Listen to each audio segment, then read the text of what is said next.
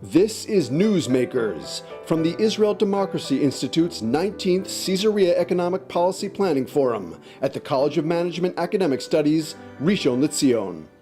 The ship of the Israeli economy is now floating, is well preserved, but the waves are still around us and we have to be still very, very careful. It's my belief that in economy, future is more relevant to present than present itself.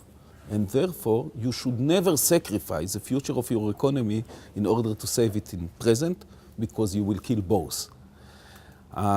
Because if you give incentives or stimulus plans that are unsustainable for too long, they won't work. On the contrary, if people will realize that in 2 or 3 years you are going to pay for it, and recovery will be very slow because of this, this will be counterproductive.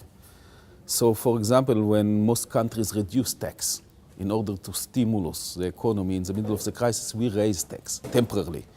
But at the same time, we committed ourselves to 7 years of tax reduction, starting now.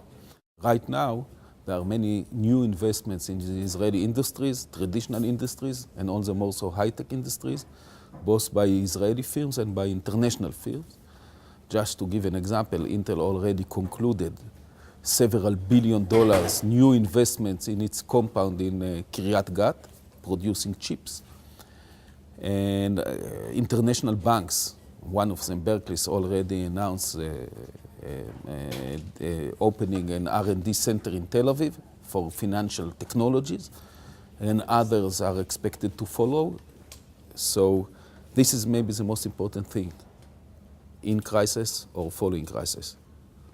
Not just to go to speedy recovery or to a nice growth tempo, but to bring back investments in the real economy. We are very satisfied to see that in the last year, we see more and more investments. The level of investments in the real economy in Israel now is beyond the level of the years before the crisis. And this is the best way for recovery.